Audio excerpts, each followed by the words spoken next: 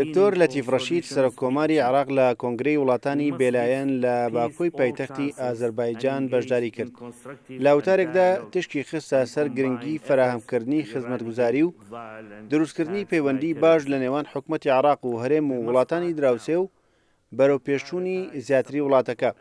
دکتۆر لەتیف ڕەشید لە سەرەتای وتارەکەی باسی لە گۆڕانکاریەکانی کەشوهەوا کرد و ڕایگەیاند عێراق بە جدی وەریدەگرێت و پێویستە کار بکەن بۆ پاڵپشتی کەرتی کشتتوکاڵ و نوێکردنەوەی سیستەمی ئاو چارەسەری ڕیشەیی کێشەکەش بەرپرسیارەتی هەمووانە لە ڕێی سیاسەتێکی گونجاو و تەرخانکردنی پارەی پێویست.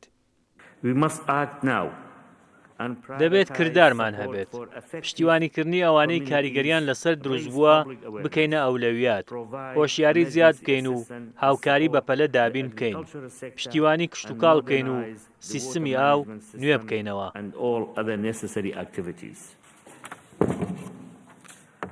سەبارەت بەو ئاڵۆزی و جەنگانەی عێراق پێیدا تێپەڕیوە. دکتۆر لەتیف ڕەشید وتی لەو ئەزموونە تاڵانەوە فێر بوون کە دیالۆگ تاکە ڕێگە چارەیە.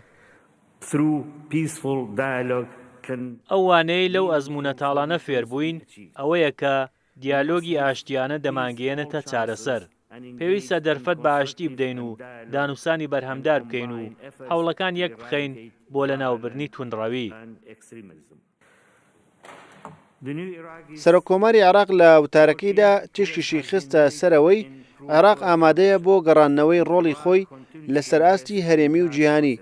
عێراقی نوێ کار دەکات بۆ باشکردنی پەیوەندیەکانی لەگەڵ وڵاتانی دراوسێ لەسەر بنەمای ڕێزی هاوبەش، هەروەها لە ڕێی دیبلۆماسیەتەوە نیگەرانی هاوبەشەکان باز بکرێن وەک ئاسایشی سنوورەکان و دابەشکردنی دادپەروەرانەی پشکی ئاو.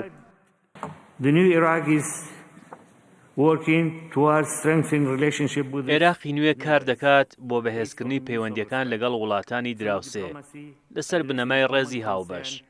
هەروەها لە ڕێی دیپلۆماسیەتەوە دەتوانین ئەو بابەتانە تاوتوێ بکەین کە جێی نیگەرانی هاوبەشن، وەک ئاسایشی سنوورەکان و دابەشکردنی دادپەروەرانەی ئاو.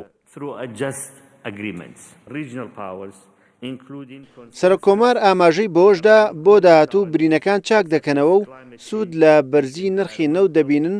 حکوومەت پابەندە بە خزمەتگوزاری هاوڵاتیان و بەهێزکردنی پەیوەندیەکانی حکوومەتی عێراق و هەرێم.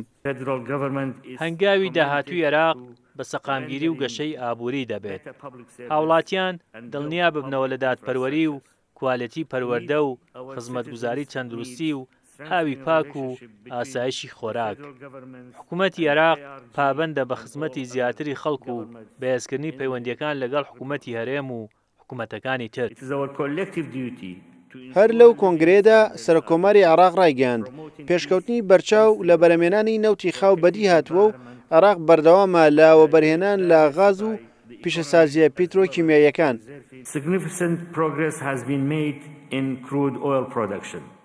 پێشکەوتنی بەرچاو بەدی هاتووە لە بەرهەمهێنانی نەوتی خاو. عێراق بەردەوامە لەوەبەرهێنان لە پرۆسەی غازدا. عێراق دەتوانێت ببێتە ناوەندێکی گرنگی پیشەسازی پیترۆکیمیایی کە ڕکابەری بکات لەسەر ئاستی جیهان. سەرۆککۆماری عێراق لە کۆتایی وتارەکەی ئەوەی خستە ڕوو سەرباری ئاڵنگاریەکان عێراق چووەتە قۆناغێکی نوێ و چەندین دەیە لە جەنگ و وێرانکاری بەجێهێشتووە لێپرسراوانیش سوورن لەسەر زەمینەسازی و تەوافقی نیشتیمانی و جێبەجێکردنی پرۆژە و پرۆگرامی حکومی و چارەسەرکردن.